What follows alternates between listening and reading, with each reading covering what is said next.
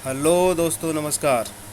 अगर आप किसी भी परीक्षा की तैयारी कर रहे हैं, जैसे टीजीटी, पीजीटी या बीएड प्रीवियस ईयर या अन्य कोई भी परीक्षा हो, लेखपाल हो या पटवारी हो, तो आप हमारी इस वीडियो को ज़रूर देखें। इस वीडियो में मैंने रीतिकालीन के कुछ प्रश्न रखे हुए हैं जो कि बहुत ही बार बार परीक्षाओं में पूछे जाने वाले प्रश्न हैं। इस सीरीज़ को आप ज़रूर देखें। अगर एक बार में ये सीरीज़ समझ में ना आए तो या याद ना हो तो दोबारा देख लें। ये रीतिकाल के प्रश्न हैं और परीक्षा में बहुत पूछे जाते हैं। ठीक है, सबसे पहला क्वेश्चन हम लोग शुरू करते हैं। पहला प्रश्न है हमारा, बिहारी किस सत्सई बिहारी सत्सई किस कवि की रचना है? ठीक है, तो बिहारी सत्सई किस कवि की रचना है बताइए। बिहारी सत्सई बहुत ही सरल क्वेश्चन है ये, और शायद सभी लोगों को मालूम भी होगा। बिहारी सत्सई किसकी है बताइए। घनानंद की है, आलम की है, केशव दास की है? ये है आपकी बिहारी लाल की। बिहारी सत्सई किसकी है? आपकी है बिहारी सत्सई बिहारी लाल की। और इन्होंने एक ही रचना लिखी है। इसमें कितने 917 दोहे हैं। कितने हैं? 917। ठीक है, अगला प्रश्न देखिए। अगला प्रश्न है आपका, रीतिकाल को अलंकृत काल किस कवि ने कहा? रीतिकाल को अलंकृत काल किस कवि ने कहा है? ठीक। चिंतामणि की रचना का नाम क्या है? चिंतामणि की रचना, चिंतामणि जो कवि हैं उनकी रचना का नाम बताइए। तो चिंतामणि की कौन सी है? रस रहस्य है, काव्य निर्णय है, या कवि कुल कल्पतरु है? तो चिंतामणि की जो रचना का नाम है कवि कुल कल्पतरु। ठीक है, ये रचना जो है वो चिंतामणि की है। ठीक है, अगला देखिए क्वेश्चन। अगला प्रश्न है आपका, केशव दास की रचना का नाम बताओ। तो केशव दास ने कौन सी रचना केशव दास द्वारा लिखी गई है बताइए। केशव दास ने कौन सी रचना लिखी? केशव दास ने, ठीक है, रसराज लिखा, रस प्रबोध, रसायणव, या रस रामचंद्र का? तो केशव दास की रचना कौन सी है? रामचंद्र का लिखी है इन्होंने। केशव दास की रचना का नाम रामचंद्र का है, और इसे छंदों का अजायब घर भी कहते हैं। इसी रचना को हम छंदों का अजायब घर भी कहेंगे, और कठिन काव्य का प्रेत किसे कहेंगे? केशव दास के लिए। ठीक है, और इस रचना के बारे में एक बात और व्याख्यात है कि ये जो रचना है वो एक रात में रचित है, यानी एक रात में रची गई है रचना रामचंद्र का।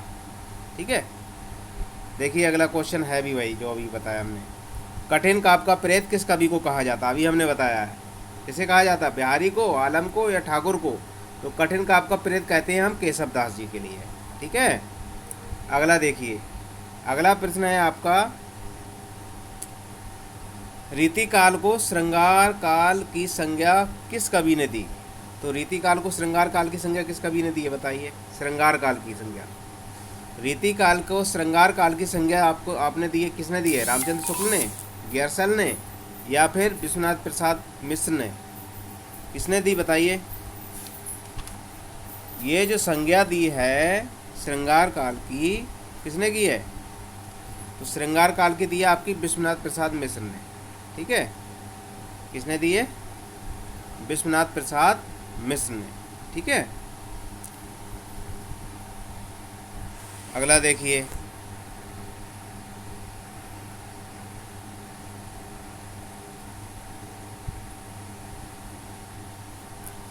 अगला देखिए, रीतिकाल को अलंकृत काल, हाँ ये मिश्र बंधु ने कहा है।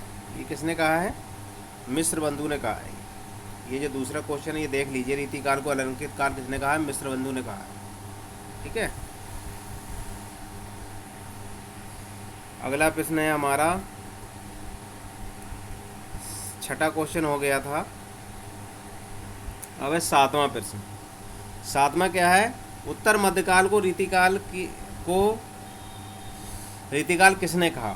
हाँ, उत्तर मध्यकाल को रीतिकाल की संज्ञा किस कवि ने दी है? ठीक है, किसने संज्ञा दी है इसकी? किसने कहा था रीतिकाल उत्तर मध्यकाल को?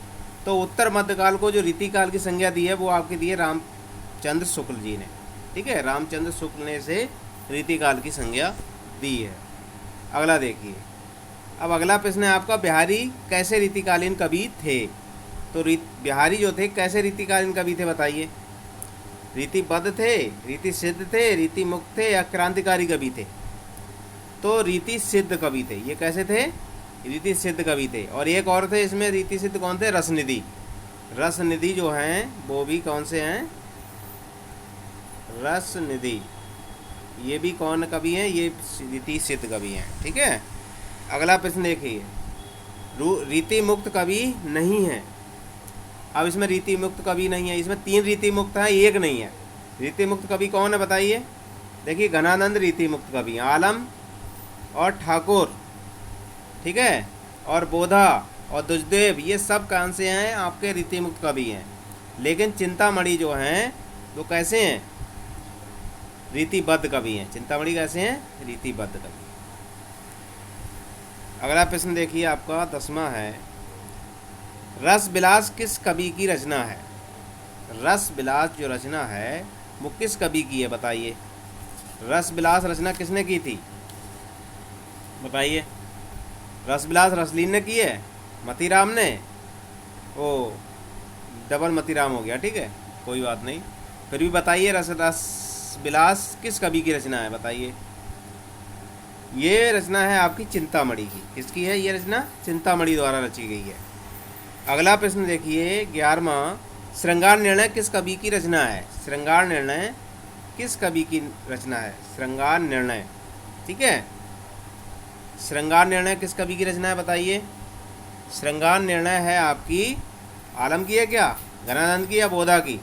तो श्रृंगार निर्णय है आपकी भिखारी दास की। काव्य निर्णय और श्रृंगार निर्णय ये नहीं की है भिखारी दास की, ठीक है। अगला प्रश्न देखिए, अगला प्रश्न है आपका, छंद विलास किस कवि की रचना है? छंद विलास किस कवि की रचना है बताइए? बिहारी की क्या, केशव दास की, या माखन की, या चिंतामणि की? तो छंद विलास जो रचना है वो आपकी है किसकी? माखन की। किसकी है? माखन की रचना है ये, ठीक। अगला प्रश्न देखिए आप, अगला प्रश्न है हमारा, देव कवि की रचना का नाम बताओ। जो देव कवि हैं उनकी रचना कौन सी है इसमें? शब्द रसायन, रस रहस्य, काव्य निर्णय या आखिरी कलाम, ठीक है, बताइए। तो देव की है शब्द रसायन। देव की कौन सी रचना है आपकी? शब्द रसायन जो है देव की रचना है। काव्य निर्णय है भिखारी दास की, और आखिरी कलाम किसकी है? और आखिरी कलाम है केशव दास की, ठीक है। काव्य निर्णय, काव्य निर्णय किसकी रचना है बताइए? काव्य निर्णय, तो काव्य निर्णय किसकी रचना है? काव्य निर्णय किस कवि की रचना है बताइए? अभी हमने बताई थी, चिंतामणि की है, देव की है, माखन की। ये है काव्य निर्णय भिखारी दास की रचना। किसकी है? भिखारी दास की। अब 15वां क्वेश्चन देखिए, मतीराम की रचना का नाम बताओ। मतीराम ने कौन सी रचना लिखी है? ठीक है, मतीराम ने, तो चिंतामणि या बिहारी लाल या रसराज या बिहारी सतसई, ये 2 कवि हैं, बिहारी लाल और चिंतामणि। और बिहारी सतसई जो है बिहारी की रचना है, लेकिन रसराज जो है मतीराम द्वारा लिखी गई रचना है, ठीक है। जो रसराज है इसका जो उत्तर होगा वो होगा आपका रसराज, ठीक है। मतीराम की रचना है रसराज। अगला देखिए, रीति सिद्ध कवि नहीं है। अब इसमें देखिए रीति सिद्ध कवि नहीं है, ठीक है, या रीति सिद्ध कवि हैं।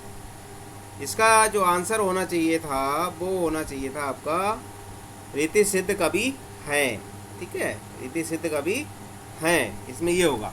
तो रीति सिद्ध कवि हैं, कौन से हैं इसमें? इसमें देखिए ये केशव दास, देव और सेनापति, ये तो है नहीं, ठीक है। केशव दास, देव और कौन है आपके? सेनापति, ठीक है, ये तो इसके हैं नहीं। लेकिन रसनिधि जो कवि हैं, रसनिधि जो है वो रीति सिद्ध कवि हैं, ठीक है। ये रीति बद्ध कवि थे और ये रीति सिद्ध कवि हैं, रसनिधि, ठीक है।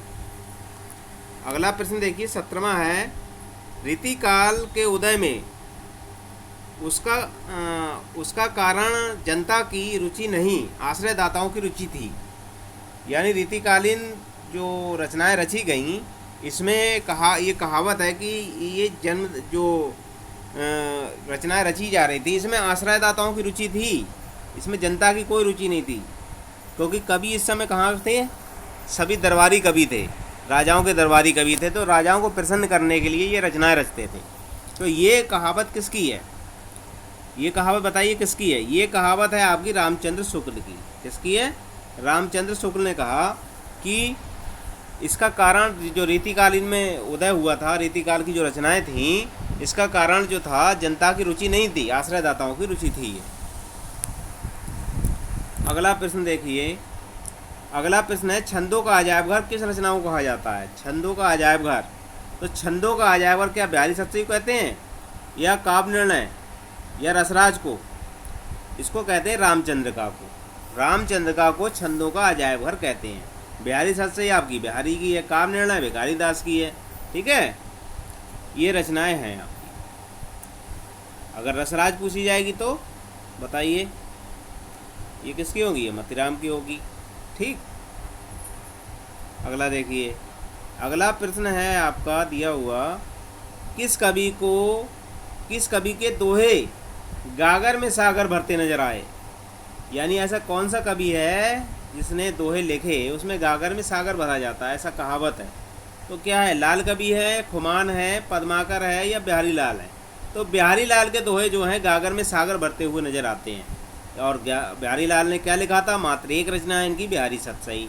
917 दोहे हैं। कितने हैं उसमें? 917 दोहे। अगर 919 भी आता है तो सही होगा, 917 की जगह 919 अगर विकल्प में हो, 919 सही होगा। ठीक है। कठिन काव्य का प्रेत किस कवि को कहा जाता है? अब देखिए, कठिन काव्य का प्रेत क्या है? कठिन काव्य का प्रेत, कठिन काव्य का प्रेत किस कवि को कहा जाता है बताइए? रसखान को कहा जाता है, बिहारी को, केशव दास को, कि मतीराम को? तो कठिन काव्य का प्रेत कहते हैं हम केशव दास जी के लिए। ठीक है। अगला 21वां क्वेश्चन है आपका। 21 में है, रीतिकाल के कवियों की भाषा कौन सी थी? रीतिकाल के जो कवि थे उन्होंने जो रचनाएं रची उसकी भाषा कौन सी थी? कौन सी भाषा में ज़्यादातर रचनाएं रची गईं? तो वो भाषा क्या अवधी थी, खड़ी बोली थी, या फारसी थी? तो रीतिकालीन कवियों की जो भाषा थी वो ब्रज भाषा थी। कौन सी थी? ब्रज भाषा। ठीक है। अब देखिए अगला प्रश्न है आपका, रीतिकाल की कितनी प्रवृत्तियाँ थीं? रीतिकाल की प्रवृत्तियाँ कितनी थीं? ये प्रश्न बहुत ही लोग गलत करेंगे। ठीक है। क्यों गलत करेंगे? क्योंकि सब लोग क्या लगाएंगे बताइए? इसमें अधिकतर लोग क्या लगाएंगे? 3 लगाएंगे कि प्रवृत्तियाँ कितनी थी? 3 थी। लेकिन प्रवृत्तियाँ 3 नहीं है, वो कवियों को बांटा हुआ था। वो क्या है? कवियों को बांटा हुआ है, रीतिबद्ध, रीति सिद्ध, रीति मुक्त। लेकिन इसका आंसर क्या होगा? 2। इसकी जो प्रवृत्तियाँ हैं वो कितनी होंगी? 2 प्रवृत्तियाँ हैं। ठीक है। कौन कौन सी हैं? रीति निरूपण और श्रृंगारिकता। इसकी 2 प्रवृत्तियाँ मानी जाती हैं रीतिकाल की। ठीक है। अब देखिए, बिहारी किसके दरबारी कवि थे बताइए? तो बिहारी जो कवि थे वो किसके थे बताइए? अकबर के थे, 36 साल के थे, कि बाबर के थे?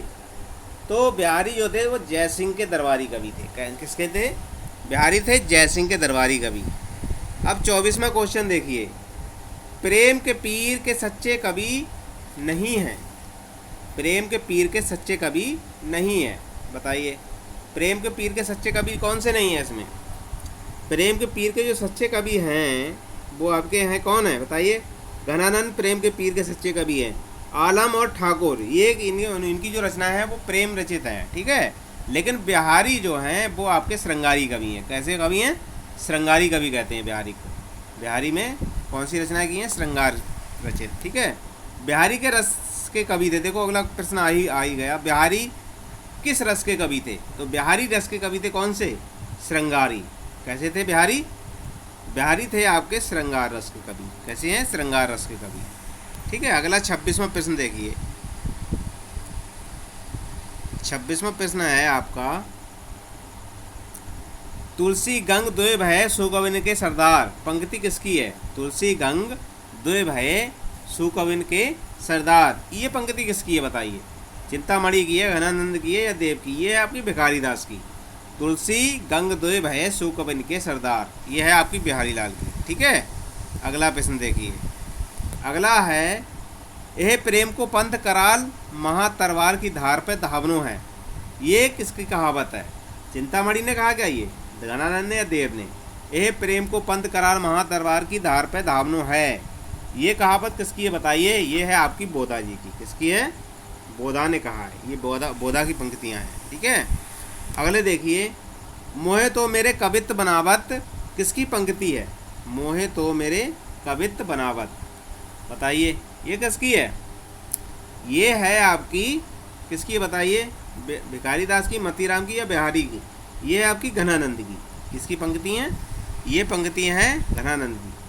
अवधा उत्तम काव्य है मध्य लक्षणालीन, और अदम व्यंजना रस कलत उल्टे कहत प्रवीण। पंक्ति किसकी है ये? क्या पद्माकर की हैं, घनानंद की या बिहारी की हैं? बताइए। ये आपकी हैं अवधा उत्तम काव्य है मध्य लक्षणाहीन, ये है आपकी देव की। किसकी है? देव की रचना, देव की पंक्तियां हैं। ठीक है, अगला देखिए,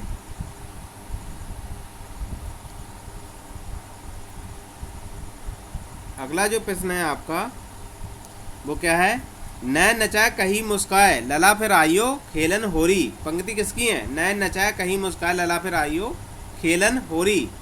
ये किसकी है? बहुत ही विख्यात पंक्तियां हैं। ये किसकी है बताइए? बिहारी लाल की, चिंतामणि की या देव की? ये है आपकी पद्माकर की। किसकी है? पद्माकर की हैं ये पंक्तियां। ठीक है, अगला प्रश्न देखिए, अमीय हलाहल मद भरे श्वेत श्याम रत्नार जियत मरद झुक झुक परत जेहि चितवत एक बार। किसकी पंक्ति हैं ये? बताइए। अमीय हलाहल मद भरे श्वेत श्याम रत्नार, किसकी हैं बताइए? ये हैं पंक्तियां आपकी घनानंद की है क्या? बताइए। घनानंद हैं, आलम है या बिहारी? ये हैं आपकी रसलीन की। किसकी पंक्तियां हैं? ये रसलीन की हैं। अमीय हलाहल मद भरे श्वेत श्याम तरवार जियत मरद झुक झुक परत जेहि चितवत एक बार। ठीक है, ये पंक्तियां हैं आपकी रसलीन की। अब 32वां और आपका लास्ट क्वेश्चन है आज। घनानंद प्यार सुजान सुनो इति एक ते दूसरो आंक नहीं, तुम कौन सो पाठ पढ़े हो लला मन देव पतेव छटाक नहीं। मन लेव पतेव छटाक नहीं। ये पंक्तियां किसकी है? देखो इसमें घनानंद का नाम भी आ गया, और ये पंक्तियां जो हैं वो घनानंद की ही हैं। ठीक है, आप घनानंद, आप इसमें ये भी आ जाता है, ये वो प्रश्न आ जाता है सुजान। सुजान किसके लिए कहा गया है? तो सुजान ये घनानंद की प्रेमिका भी थी। सुजान नाम की कौन थी? प्रेमिका भी थी। लेकिन ये सुजान जो है वो कृष्ण के लिए भी कहते हैं। सुजान किसको कहते हैं इन्होंने? दूसरा इसका अर्थ अगर निकालेंगे तो कृष्ण है। ठीक है, ये भी आ जाता है प्रश्न कभी कभार कि पहला जो अर्थ था वो कौन था इनकी? घनानंद की प्रेमिका थी सुजान, जिसका नाम था। ठीक है, और दूसरा क्या था? कृष्ण था, क्योंकि इन्होंने कृष्ण के ऊपर रचनाएं रची हैं। ठीक है, आज हमने 32 क्वेश्चन किए हैं रीतिकाल के। आगे की सीरीज में हम लोग कल डालेंगे ये क्वेश्चन। आप लोगों को ये वीडियो अगर एक बार में ये प्रश्न याद ना हो तो इसे बार बार दोबारा से देख सकते हैं। ये जो वीडियो है वो हमारी कई परीक्षाओं जैसे टीजीटी, पीजीटी, आपकी बीएड या लेखपाल जो भी भर्ती होगी आपकी, चाहे पैट ही हो, ठीक है, जो एग्ज़ाम हो रहा है उसमें हिंदी के जरूर आते हैं, चाहे आईएएस हो, पीसीएस हो, नेट विशेषकर ये बहुत ही इम्पोर्टेंट है हमारी टीजीटी, पीजीटी और नेट के लिए। ठीक है, तो आगे की अगर आपको वीडियो देखनी है तो हमारे चैनल को सब्सक्राइब कर लें, बेल आइकन की घंटी दबाएं और इस वीडियो को शेयर कर दें अपनों दोस्तों में, ताकि दोस्त भी आपके देखें, कुछ तैयारी कर लें और लाइक करें। धन्यवाद।